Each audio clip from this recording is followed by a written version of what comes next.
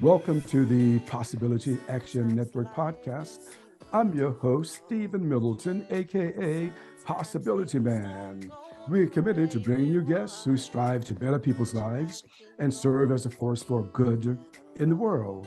Our guest today is Matt Gagnon. Matt was living the high life in the corporate world.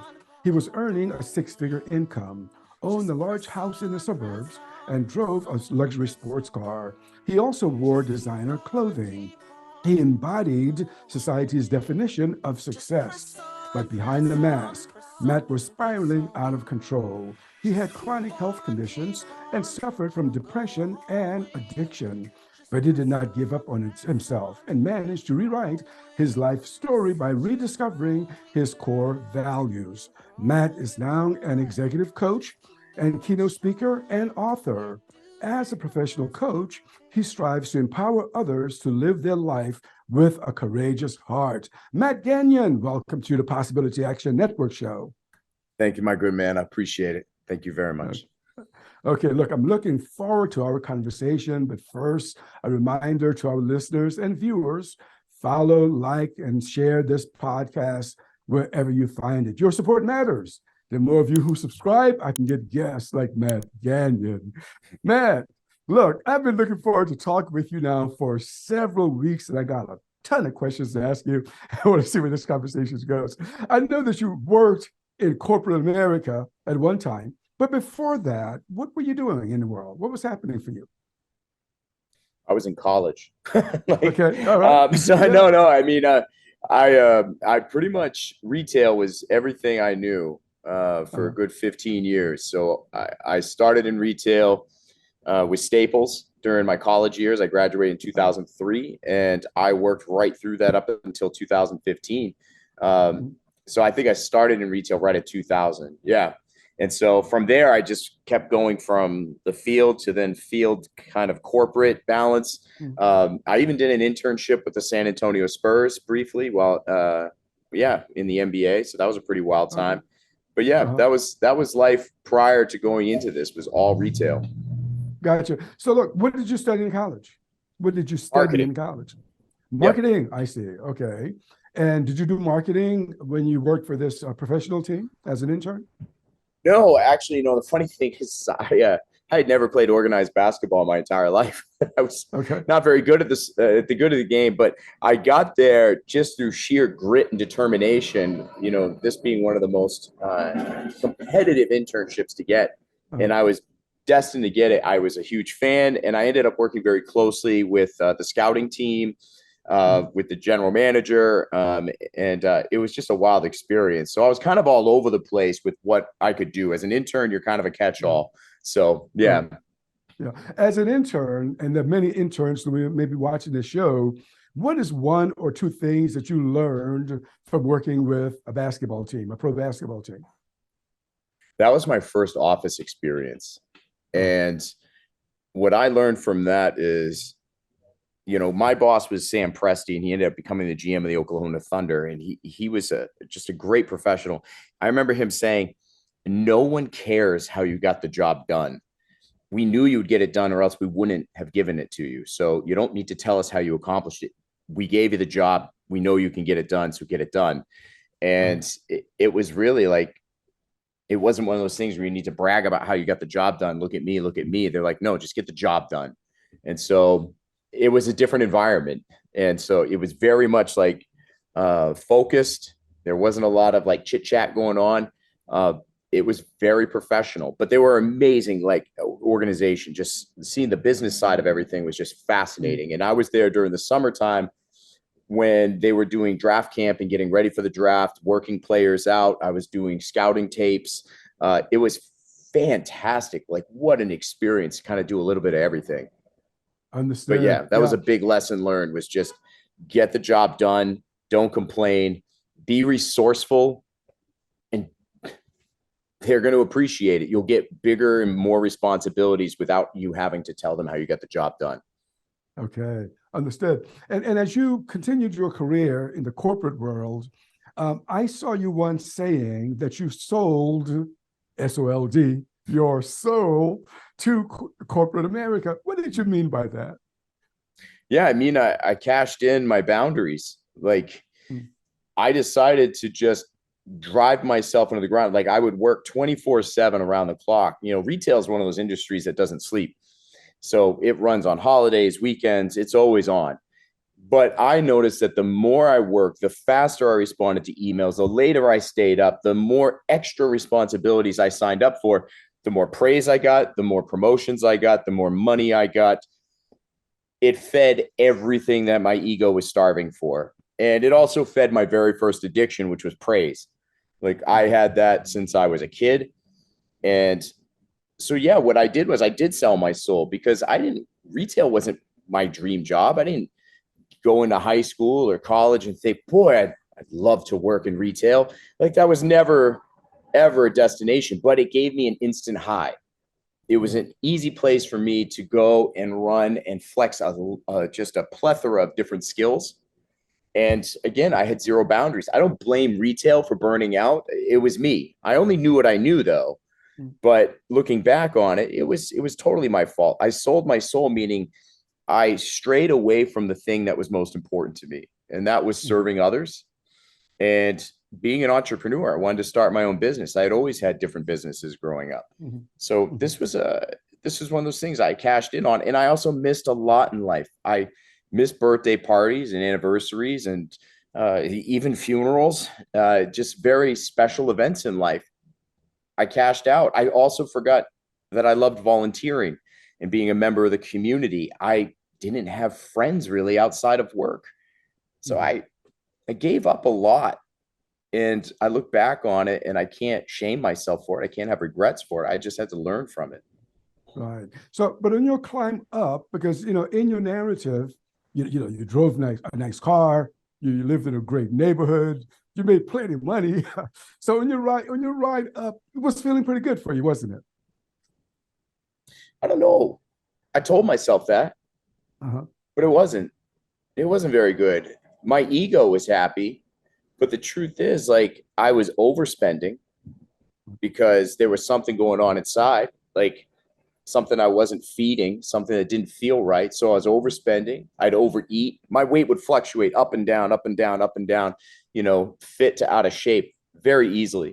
I didn't drink alcohol, not until the age of 37, actually, but I was drinking 15 cans of Red Bull a day. And I was taking 60 milligrams of Adderall to keep myself going constantly, and for my ADHD, because who would I be if I wasn't high energy? That was what I was known for. And I thought if I couldn't deliver at that speed, because I was praised for it in sports, I was praised for it in work, that I would out hustle anybody. I was never complimented for being intelligent. Matter of fact, I had a mentor that used to, mock me sometimes and wouldn't call me smart, but I was known for being a hard worker. So I thought if I didn't hustle, I would just be unlovable. But yeah, it wasn't a good feeling. Like, I felt hollow. I enjoyed the praise, but like I said, behind the scenes, yeah, I was making a lot of money, but holy cow, I was check to check sometimes. I ran myself in the ground. That's a scary situation. And then some medical bills racked up, but no, credit card debt, the fancy clothes, I overspent hard. And you noticed it early on. That's pretty good. Now, you mentioned your addiction, and you mentioned two things. One was Red Bull, and the other one was Adderall. So were those your addictions? Were you addicted to those things? Yeah, Adderall was already given to me for my ADHD. I got diagnosed as an adult, and it makes sense because I struggled grade-wise in school, but my relationship with it was poor. Like, I didn't take it for ADHD. I took it just because it made me go at a million miles an hour. And it would help me lose weight. So addicted to it, I don't know. I just had a very poor relationship with it. And what I didn't know, though, is that I had developed narcolepsy, and I didn't know that. So I was working against this illness inside me that I didn't know I had, because I was wondering, like, man, is this just burnout? Like, why am I so tired all the time? So it took a lot to medicate myself to keep going at that speed. So yeah, those were my addictions. And along with, again, I think eating. and buying things, those are easily addictions too. So, Sure. and I leaned into those. I think eating, food is probably one of the most underrated ones out there. I was a strong emotional eater, and I still deal with that. And praise is another one that I think is very underrated. So, Mhm. praise was a very big one. Codependency, being a people pleaser. Oh yeah, like I just didn't know who I was, and so Mhm. I didn't know what my values were. So, not knowing my values, I medicated for anything else just to give me a good high to feel full, but it wasn't sustainable. It was gone as soon as I did it. Right. Now, you mentioned two things that you struggled with, that some people may be struggling with the same thing. I want to make sure that they understand and we understand what they were. You mentioned narcolepsy and also ADHD. Would you give us a glimpse into what both of those are and how Yeah. they manifested in your experience? Yeah. ADHD is, I think that's probably they give it probably one of the most negative definitions or like term, attention deficit hyperactive disorder. Holy cow, is that shaming? Uh, it, I see the world differently than other people. It just means I learn in a non-conventional way. So anybody with ADHD doesn't have this disorder. We learn differently and we have a different superpower. I have this superpower. It makes it so sometimes I have a hard time paying attention or I'm multitasking all over the place. This is my superpower if I take care of it. And granted, every human being should sleep and eat healthy and work out, be around positive people, meditate. Yeah. But for ADHD, super important. Very, very Mhm. important. If I do those things and I do those things healthy, ADHD is my superpower. I can get stuff done with unbelievable laser focus, and I can see. I'm a visionary. I can see well beyond the forest and the trees with Yeah. that. So I'm grateful for my ADHD. I just had to learn how to harness that animal, just like any Yeah. superpower. With narcolepsy, boy, that's a tricky beast. That is when you just fall asleep. Like it makes you exceptionally tired. It's hard to say if it's autoimmune or if it's neuro, but we discovered it through sleep studies, and I can fall asleep anywhere. Like that's my gift. The misconception is people see it on TV and movies, and it's just like somebody just goes like that. Right. Mhm. That's not always the case. I know when the ship's going down, it's like probably the most exhausted feeling you can have, where no matter what kind of willpower, you can't keep yourself awake. It's that feeling of just going cross-eyed where your head Yeah. jerks to wake up. But yeah, there are certain things that trigger it, like certain lighting, fluorescent lights, sitting down too long. There are all kinds of different things that can trigger it, but it's not something you can just fight in the moment. Because I used to shame Sure. myself for getting exhausted. I just had to learn to be like, I can't fight this. So I'm gonna have to go lay down. That's it. Yeah. So, It's and on great. top of that, Self-care. narcolepsy is already rare. Mhm. Sometimes it gets paired with something called cataplexy, and I have that too. You can only get cataplexy if you have narcolepsy, and they're extremely rare. And that's kind of this weird muscle weakness disorder that can cause these cataplectic type seizures. They're not true seizures, but they can be extreme muscle spasms. Um, it is a it can affect your moods. It is a very odd animal, and it's not a Mhm. one size fits all. And on top of that, Yeah. my friend, I destroyed my adrenal system. Like I Mhm. ruined it.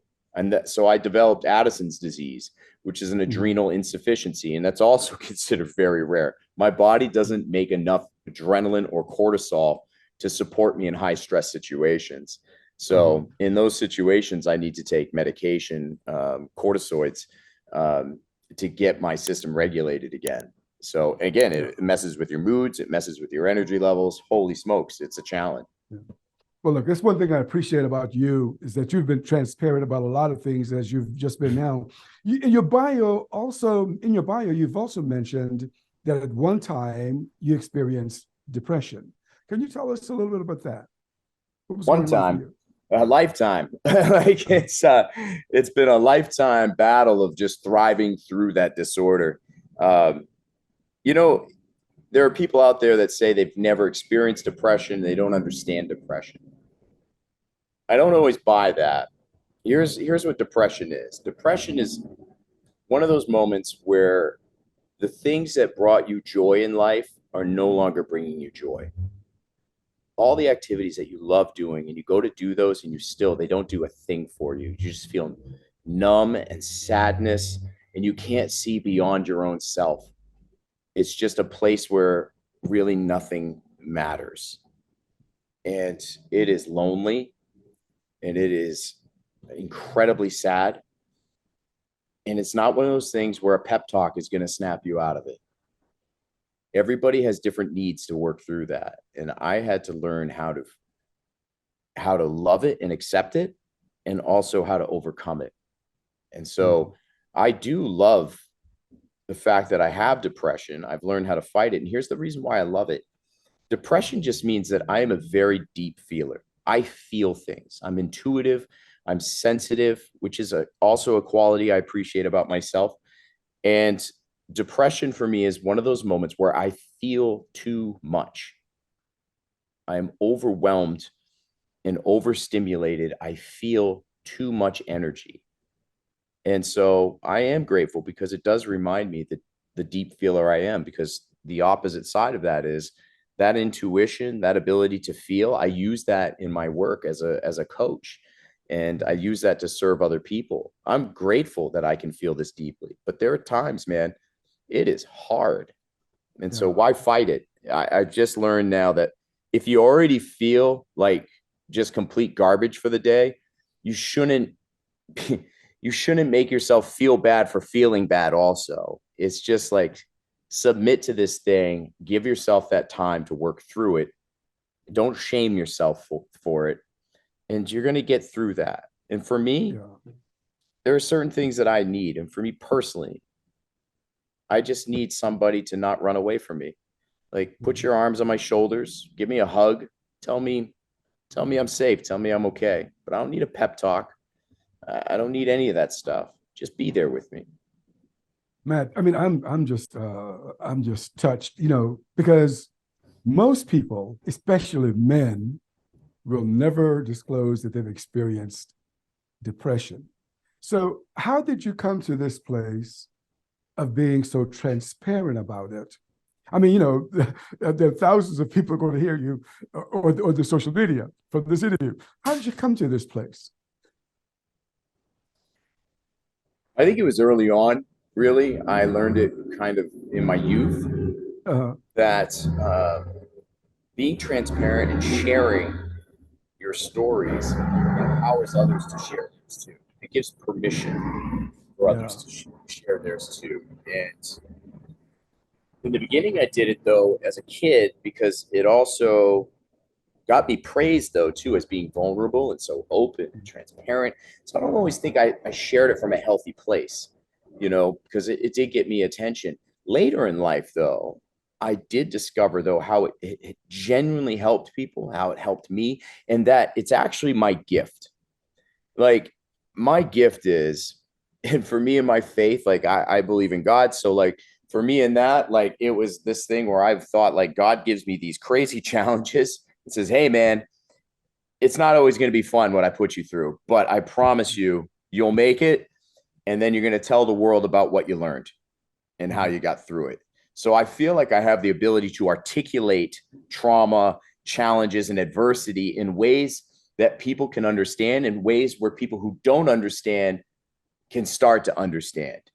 So it gives meaning, and it gives meaning to people with depression that don't know how to articulate it because they're so lost in it and it's hard to explain. So I try and use that gift to give words, to people who just don't know how to talk about it. So that's my favorite thing, is when people write to me and say, holy cow, you nailed what I'm going through. I've never been able to say it the way you did, but that's exactly it. So I believe that is my gift. And why should I hoard that and keep it to myself? So I have a healthier relationship with that now. And I do it to serve others, not myself. So I will ask myself the motivation behind something when I'm choosing to be very transparent about something. I ask myself, what is my motivation in sharing this today? Is it to fill my own personal need and praise? Or is this because I feel called to help other people with this message? So it's never this victim statement of poor me, poor me.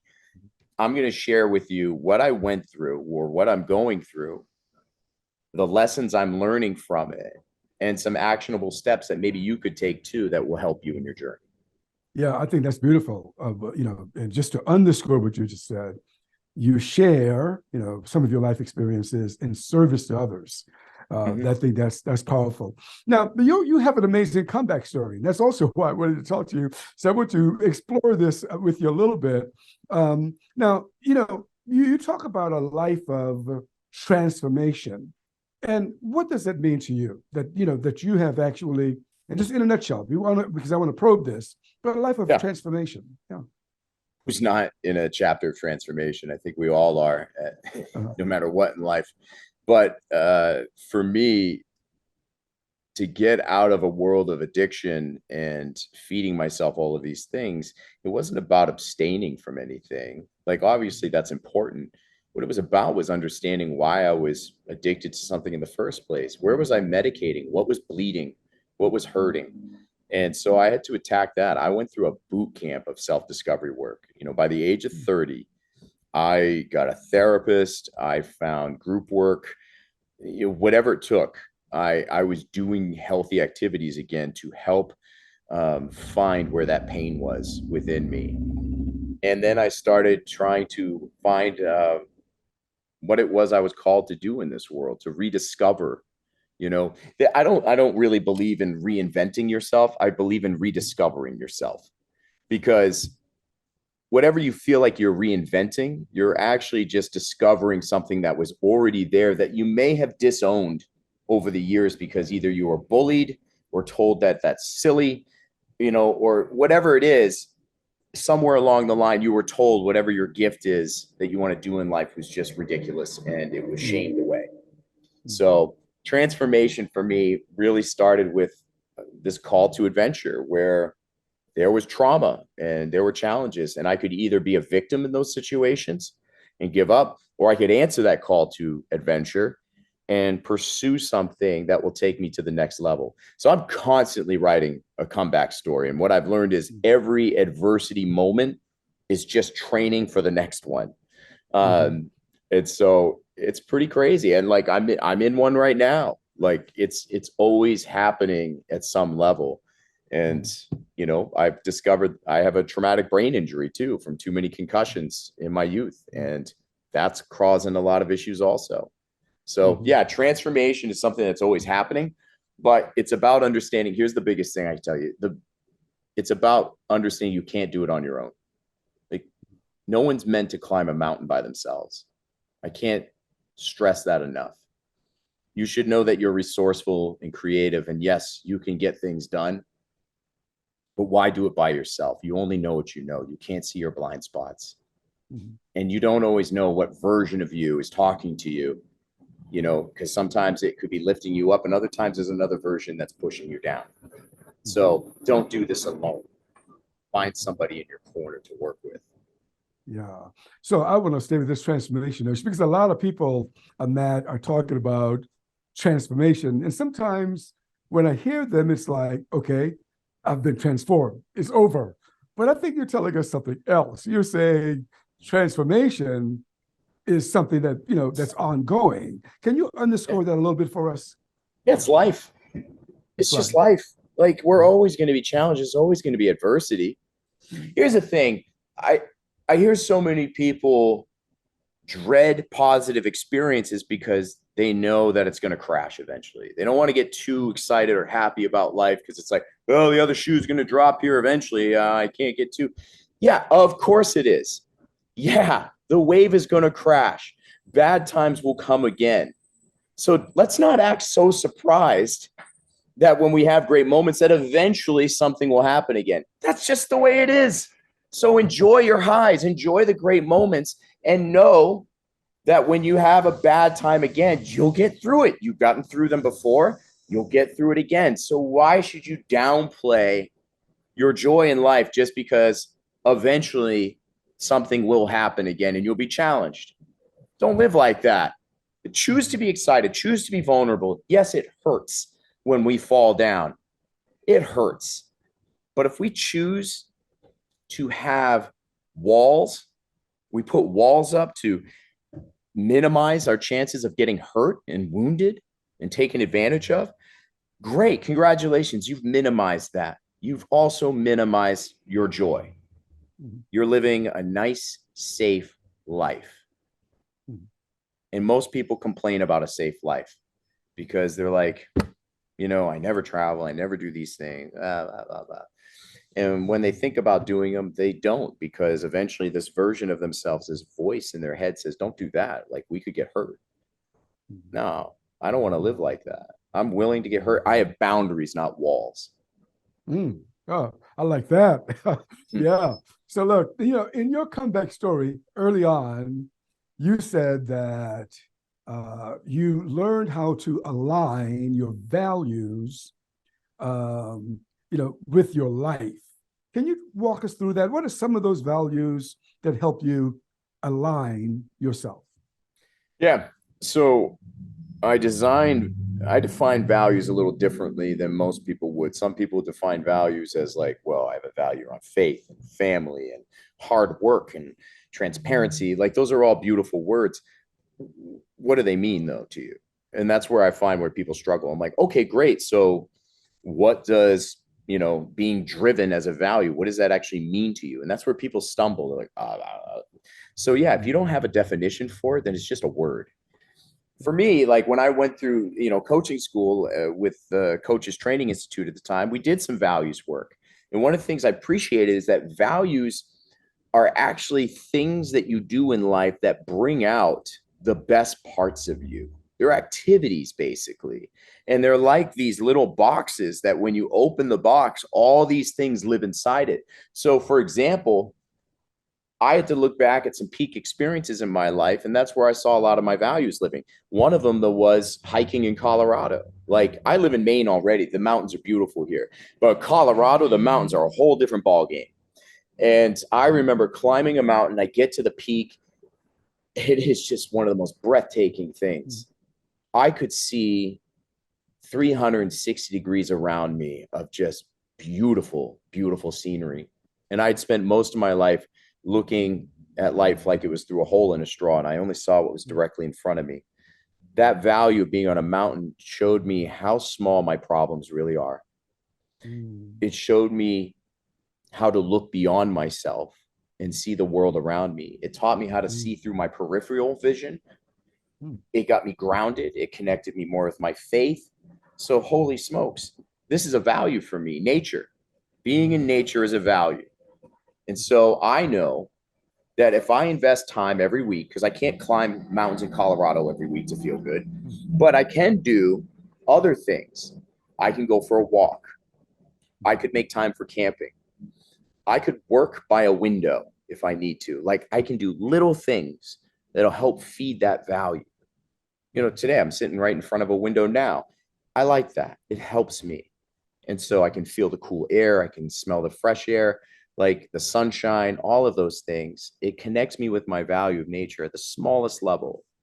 And that feeds my soul. I have another one with music. Over here, I've got a piano, a few guitars, a saxophone. I like to sing. For me, music is one of those things that helps me express my emotions in ways that my words can't articulate. And it doesn't have to be writing my own songs. It can just be playing somebody else's song, but me articulating it in a different way that makes it my own. So that, again, helps me get all of my emotions out. And I perform now, for people. I am a musician. I used to say that I wasn't for the longest time. I disowned that. Oh, no, I'm not a musician. No, I own that. It's a value of mine. So here's the thing. Playing guitar or playing music for just 15 minutes a week pours so much into my life. I'm more creative. I'm feeling less stressed because I've gotten my emotions out. I'm a better human being. I'm definitely more creative. That's for sure. It helps tap into that. So I know what it costs me if I don't make time for these things. If I tell myself, I don't have time to play music this week, well, guess what? Now I'm saying I have time to be stressed. I have time to have less creativity. I have time to not be grounded. I have, time where I'm not diving into my faith, all because I'm telling myself I don't have time. I know what it costs me if I don't have time for those things, if I don't make time for those things. So those are just two. I truly believe that everyone has 3 to 5 core values. I think after 5, they start to repeat themselves. But 3 to 5, they'll have some characteristics that weave them together. But then each one of them will have like at least 1 or 2 things that make them really specifically stand out on their own. So when you're done, it's a gorgeous quilt of just these beautiful things. And now you know what to fill those tanks with. Instead of filling it with addiction, with alcohol or pornography or food or buying things, now you have the cleanest burning fuel you could possibly have that's more sustainable now. You can go for miles off of doing one healthy activity. Well, I like the way you articulated that, but I want to probe a little more. So how did you come to, because people are going to ask, how can I identify? How did you come to identify, nature, music? How did you come to say, well, these are among my core values? Yeah, through some group work and through some coaching programs, one of the things I learned was diving into a peak experience in life. And here's the thing, when I talk to clients about a peak experience in life and I ask them, tell me about a peak experience in life where everything felt perfect in that one snapshot in time. Think of it as just like somebody took a Polaroid at that time back then. And when it developed, like you looked at it and that moment captured perfection for you. And what we do in those moments, and here's the thing, it doesn't have to be a very profound moment. Go with the first one you think of. It doesn't have to be a wedding or the birth of a child. It could be something super simple, like a picnic that you went on. Look at that moment and ask yourself, what did you think you were capable of doing in that moment? What were the activities that you were doing in life at that time? Where were you living? Who were the people you surrounded yourself with? I guarantee you most of your values live in that one moment. And so whether it was just yesterday or it was when you were 8 years old, there's a way to relate to it. Don't discount what you come up with and tell yourself, I can't do that now. I have a mortgage. I have a family. Like, just go with the flow on this and let's figure out how you can integrate these things into your life again. Because remember who you are now that you're not doing it. No wonder why you're not happy. Yeah, that's great. That's great, Matt. And in your narrative, there's some punch words that a lot of people talk about, but I want your take on them, and I'm going to throw them out, okay? The first one is forgiveness. That shows up, I've checked you out, and that shows up in some of the stuff that I found about you. Why is that so important for you? Why does that word come up for you? Because if it doesn't come up for me, resentment does. And resentment is poison. Resentment is one of those things where the expression of, drinking poison and hoping the other person dies, it is a toxic cancer.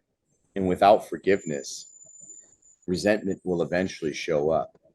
Some people don't like to explore forgiveness, and they just like to put anger or sadness in a little box and stuff it away somewhere. It's not put away. It's still there, and it will show up and manifest in other ways. You'll get short with people who are healthy in your life. You'll lash out. You'll do things to yourself that aren't very kind. It's not worth it. Forgiveness is just learning a lesson in something and finding a way to let go. Forgiveness doesn't just happen like that either. Forgiveness is a process. People just say, well, I've forgiven them. Have you really? Like, what work have you done on that? Have you just said the word? Forgiveness is finding a way to release this thing. If maybe the person that you're forgiving is too toxic to see in person and forgive. So you have to find your own way to forgive, or maybe they've passed away. There are little ceremonies you can do, like writing a letter, burning it, all these different things that you can do, but you got to find a way to release this thing. Because if you choose to say, this is unforgivable, boy, you are just poisoning yourself. Yeah. Holy smokes. But I'll tell you what, I've forgiven people for things, but I didn't forgive myself. And that is the worst form of unforgiveness. And it's also the hardest thing to forgive, at least in my opinion, with myself, but I've also seen it with hundreds of people that I've worked with over the years. Self-forgiveness is a real pain because there's this idea that if we keep that unforgiveness there, we'll learn from it and it will be a constant reminder to never do those things again. We feel like we need to carry that punishment so we never forget. That is not, no. Your mistakes are not a lifelong sentence. That's not cool at all. And so look, if you feel like you can forgive other people, what makes you so damn special that you can't forgive yourself? Right. You're not unique. Yeah. Like, no. So there's no point in not forgiving yourself. Learn from it. Find the lessons in that situation. Learn from it and take accountability and move onward. Because if you just live in this place of unforgiveness with yourself, you've completely limited what you're capable of doing in this life. And you're not going to be able to serve people at the capability that you would have if you release that stuff. That's powerful. The other word, maybe we'll get more into how you coach in a moment, but I've read or heard you say that you learned early on, or maybe you're still learning to do it, stop living like a victim. Can you help us understand what you mean by that? Yeah. Being a victim is just in a place for me where I'm just saying, why me? Why me? Why is this happening to me? And also saying things like, I can't do that because I'll just fail. It never works out for me. What's the point in trying anymore? It's a thing where I could complain to somebody over and over again about my problems and have these conversations where I've come up with solutions, but I never do them. I just keep complaining and complaining. Poor me, poor me. Look, there are things that happen in our lives and we're allowed to vent and we're allowed to express our feelings about how they are. But at some point, you need to do something about them. Because if you don't, you're making a choice to live in your trauma, to live in your adversity. You're making a choice. If you're choosing not to get help with it, you're choosing to live in it. So yeah, you're choosing to be a victim when there are solutions out there. There are always solutions out there. Anybody who tells me there isn't, I challenge you because I've been there. I've been broke. I've been sick. All of the things that you can throw at me. I had a family, like a house, like all these different things. You name it. I've been there. Trauma too. There's always a way. Free resources out there, positive people, tons of stuff out there. Yeah. So being a victim is a choice of staying in something, but it's still okay to take time and express what happened, to get that out, to talk about the hurt, to talk about the pain. But at some point, you have to end that party. And I tell people that I work with too, they're having a pity party and they're like, I'm not feeling, I know how I should feel. I don't feel it right now. I'm like, great, have a pity party. It's fine. Commit to it. Give yourself a fixed amount of time where you're going to just commit to just feeling sorry for yourself. Do it. Give yourself a whole hour. Have a whole party for yourself, but then make a choice to get out of it and start creating some action. So feel your feelings and then find a way forward. Right. All right. Well, Matt Gagnon today is a coach, speaker, writer, etc. And you just gave us a glimpse into one of the things that you speak about, and that is motivation. How did Speaker Gagnon come to recognize that motivation is one of his, let's call it, superpowers, motivating others? I think it was since I was a kid.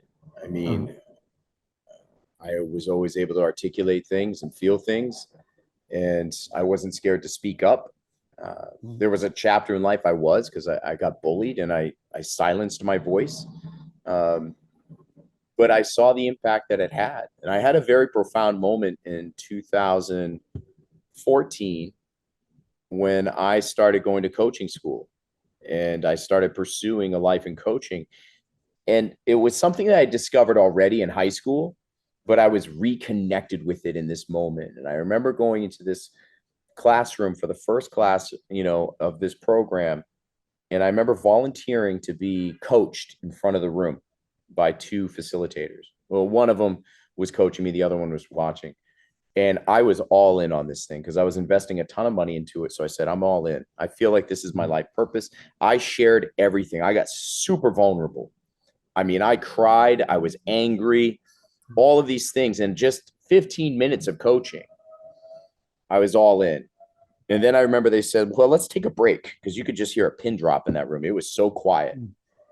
And I remember walking up to grab some water and, clean myself up a little bit from crying. And the facilitators came over and they were like, I don't think you understand what you just did. And I was like, well, I cried a lot in front of everybody. And they're like, no.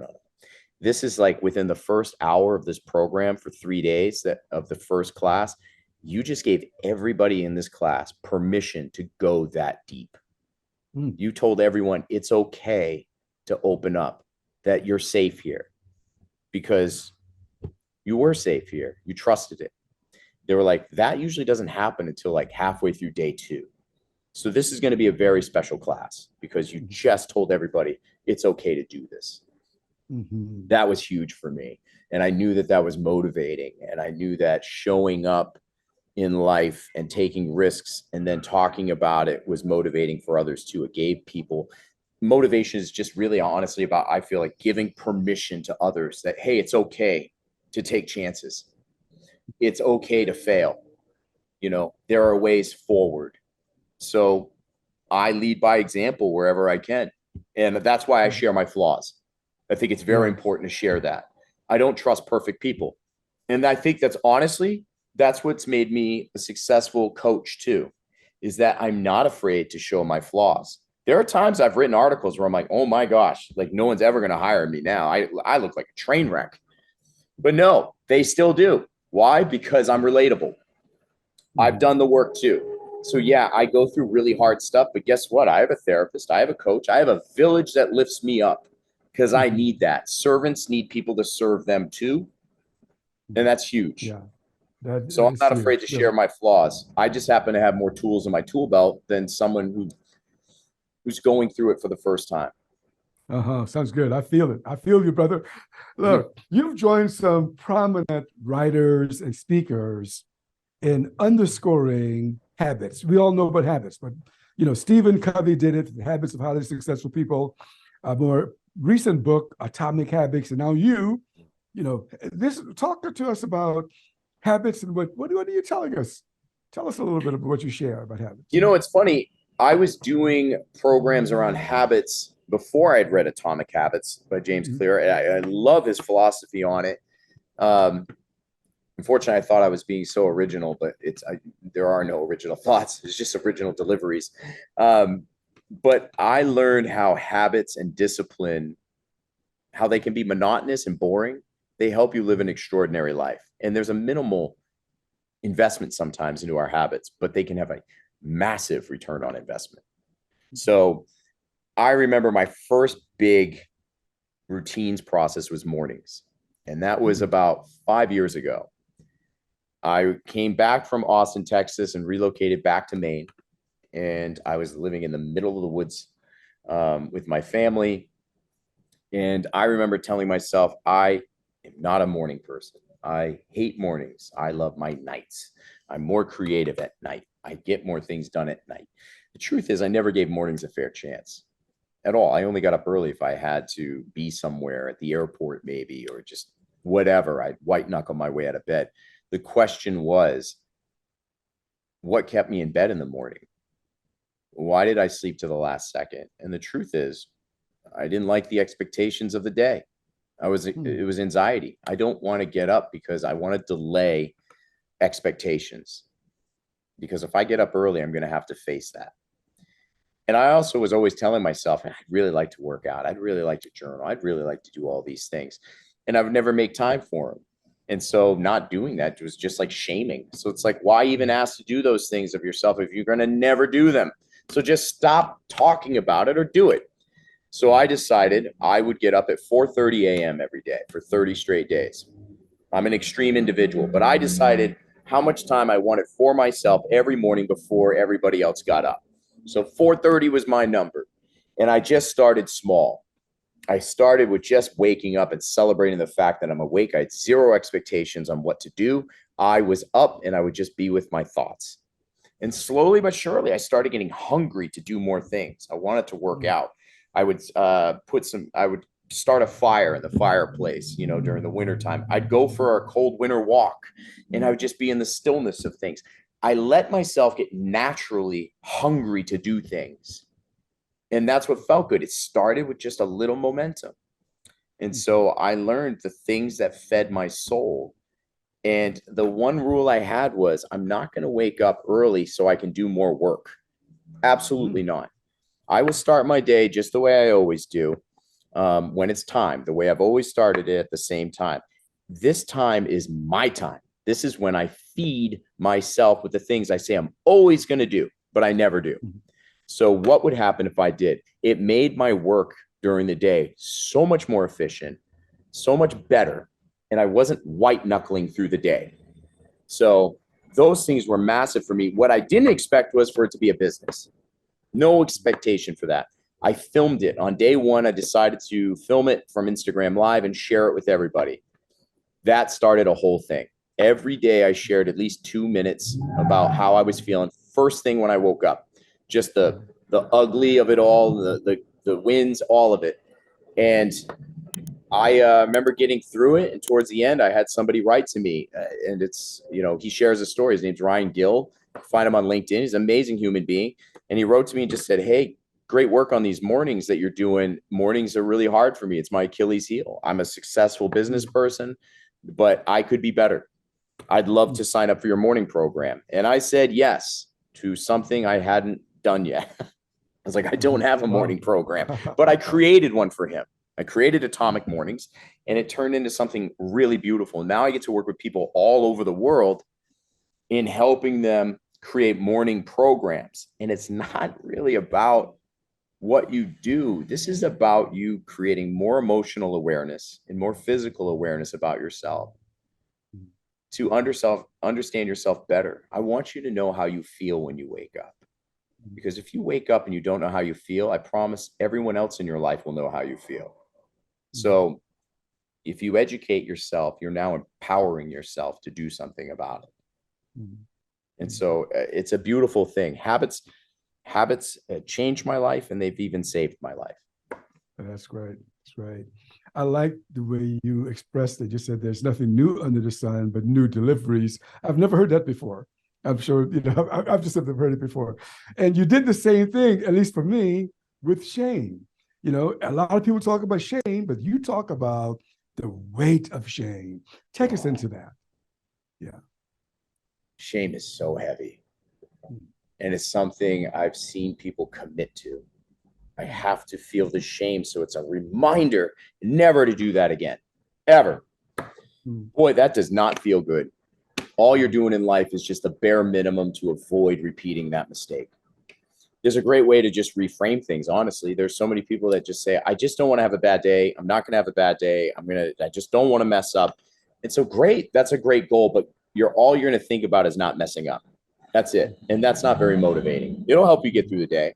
But what if we reframe that to like, I'm going to have an amazing day. I'm going to have a great day. I'm going to be successful today. Same goal. You're still avoiding not having a bad day, but you're saying it differently. You're focusing on creating a great day, finding a way forward. It changes the whole attitude about things. But shame is just poison. I am committed to letting this make me feel bad forever. I failed miserably. It was humiliating. I will never forget it. So that way I never repeat it. Learn your lessons from it. That's great. But eventually you need to let go of the pain. There's no point in carrying, because I guarantee you, if you're somebody who carries shame, you're probably someone who also cheers people on to let go of theirs. You probably tell people, hey, they don't, like you help them through it. But again, what makes you so special that you can't forgive yourself, that you can't ask for help? There are so many people out there who will give everything to anyone, but they won't ask for what they need. What makes you so special? Yeah. Nothing. Yeah. We all need help. So again, that burden, that weight of shame, it's Huh. so hard to carry after a while. It Mm, brings us mm, down and you can't enjoy life. What's the point of that? Shame is a life sentence to your mistakes. mm-hmm. Woo, that's good. And look, I want to talk with you in a moment about how you work with others, but I got two other questions before we get to that. And the first one is about your TED Talk. So, what was it like for you? That's pretty big time, TED Talk. Yeah. That was such a unique experience. One, it was basically, we called it the COVID talks because it happened during COVID. And I was really excited about it. I was going to be going to Indiana to deliver this at Crawford University, and it got canceled. I think it got canceled right around March 13th, Friday the 13th of 2020, when the whole world started to shut down and we wanted to quarantine. Everything was canceled. Mm-hmm. And it was supposed to be rescheduled. It was rescheduled. It was rescheduled. And then it was canceled. And then it was resurrected from the dead. And we're going to do this thing.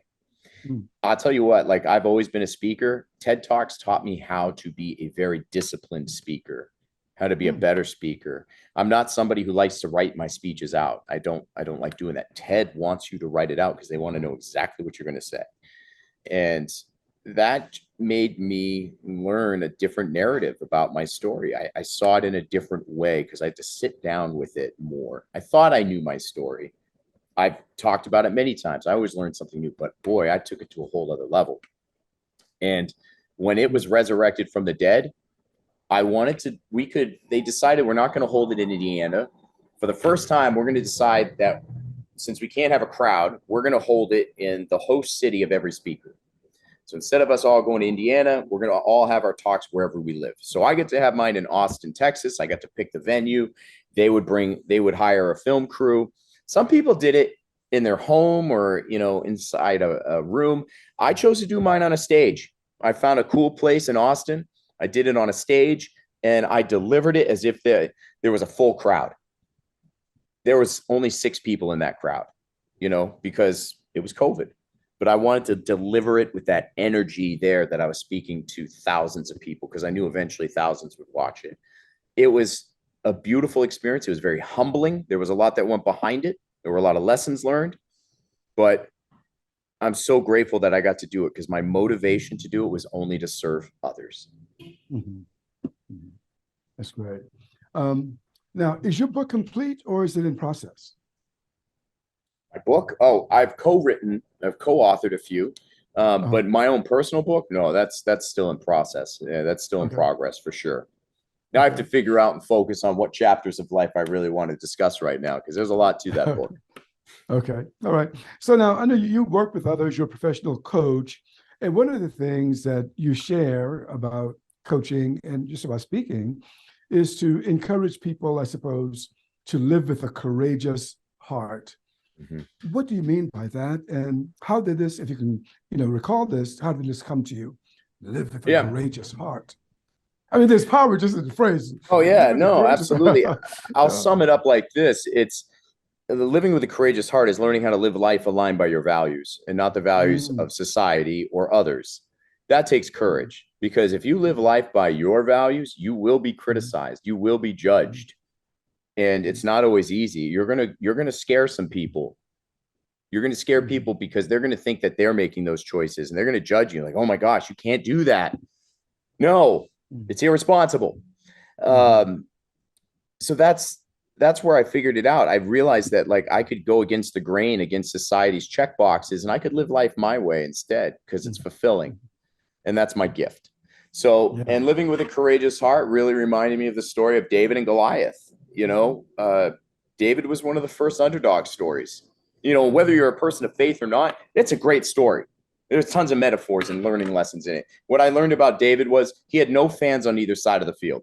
Nobody was rooting for this guy. He was also a rule breaker because he was fighting Goliath with the long game with a slingshot versus up close with a sword and a shield where he knew he'd get lost, he'd lose. He also didn't people please. He didn't take the king's armor when he was told, like, this is the best stuff I've got. Wear it. He's like, I don't know how to fight in that. No, they laughed at him. What does this guy do? He goes out and he slays this giant because it was the thing that he knew was right to do. He didn't care about the praise. He didn't care about what anyone else thought about him. He did that battle with a courageous heart, regardless of judgment. Mm-hmm. And that's how I want to live life. I use that story to remember what are the giants in my life that I should be running towards versus just afraid of them. And sometimes the hard truth is you look in the mirror and realize that you're being your own Goliath. Uh-huh. And there's another truth too, where you're David in one story, you're someone's Goliath in another story. So there's a constant learning lesson in this. Right. Well, I tell you what, I've never heard David and Goliath impacted that way. I love it. I really do.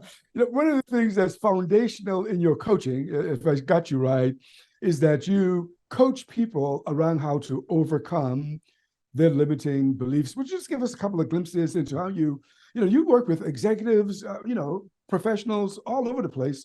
How do you do that? How do you guide people to identify first, then overcome a limiting belief? Well, let's figure out what it sounds like. A lot of people don't know what their limiting beliefs are because they can't hear it. You're too close to it. It's just like in sports. You can't see yourself shoot a basketball. You can't watch yourself swing a bat. You don't always see the punches you're missing. You're too close to it. So we have coaches. Coaches see our blind spots. They see where our technique is off. We should have the same thing in life.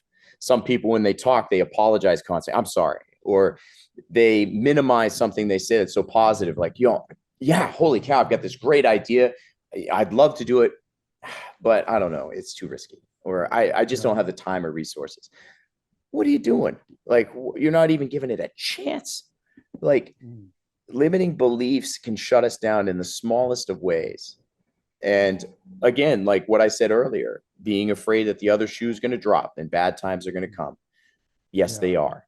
But the thing is that why hold yourself back? The truth about a limiting belief is that it's a voice, it's a version of you that was created through experiences in life where you were hurt, burned, or taken advantage of, and it has turned into an unqualified leader in your head. It's trying to keep you safe, and it will put you down and minimize things so you don't take the risk.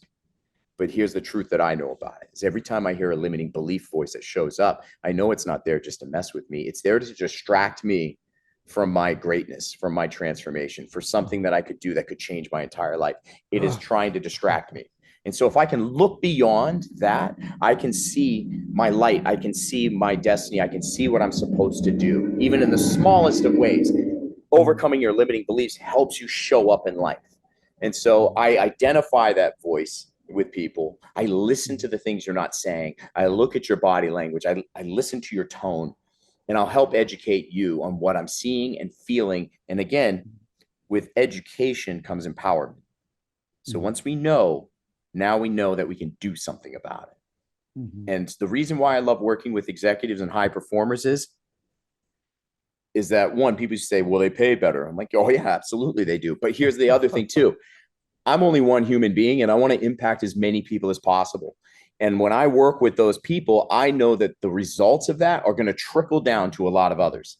It could mean that they become better leaders, which impacts their teams, and that trickles down to they're better family people, they're better, siblings or spouses, what are better friends. It impacts a lot of people. It also impacts innovation. Entrepreneurs, business owners, if you have a limiting belief that keeps you from putting something that could change the world out there, man, we're missing out. So it can create jobs, like all kinds of things happen, when we work with that. But the deal is that just because someone's an executive doesn't mean that they have different problems. Absolutely not. Truth is, I hear the same voice out of any person out there. There's usually one consistent voice that says, one, who do you think you are to do that? The second one is, I hope no one finds out I don't know what I'm doing. That's such a common one. No matter what position somebody's in, somebody's always like, man, I don't know what I'm doing. I hope no one finds out. No matter what position someone's been in life, I've heard that voice. I got you. Right. Hey, look, I know we're almost out of time, but I got one more thing that would love for you to just introduce us to. Is that okay with you? Just one more question? Sure. Okay. So I know that the House of Genius shows up in your work, and maybe some people have heard about it and don't know what that's about. Can you enlighten us? Yeah, it's something I haven't been a part of for a while now. After COVID, it got a little challenging, but it's such a brilliant idea, and you can look it up online when you look up House of Genius, because it exists in cities kind of all over the world now. But it's a collective. It's this belief system that no one person is just a genius, but as a collective, we can be, where we can take people from all walks of life. And what it was is that it would invite a random crowd of people who wanted to attend, and you could show up with only your first name on your name tag, and you weren't allowed to talk about what you do for work. You couldn't talk about that because we wanted everybody to be on the same playing field. And somebody would then present something, a product or a business idea, and they had a couple problems with it. They had 2 questions that they wanted to get answers on from people, and it allowed everybody to take in that information and then contribute ideas to it, ask probing questions, and then contribute ideas. But by not doing what people do for work, we're open-minded to what everybody has to say without any preconceived notion. It was a beautiful thing. It didn't matter if you were talking to a successful business owner or a maintenance person or a teacher or whatever. Like, it's all positions. You just weren't allowed to judge. So you took feedback equally. And then eventually, towards the end, that's when people would reveal what they do for work and who they are. And then they build beautiful connections. But it was really a cool way of just understanding that as a collective, we can be a genius, and that we should, I love it. obviously, not judge anybody for what they do, because beautiful ideas exist in all of us. I'm with you. Well, Matt, I tell you what, our time together has just flown by like crazy. I really enjoyed talking with you. And I got to tell you, I felt you. I'm going to go jump through some walls today. Thanks, man. Yeah, thank you so much. I really, really enjoyed having you today, Matt. Okay. Thank you so much. I appreciate you. Okay. You've been listening to the Possibility Action Network podcast. Our guest today has been Matt Gagnon. I'm your host, Stephen Middleton. Until next time, good day. You are not alone, just keep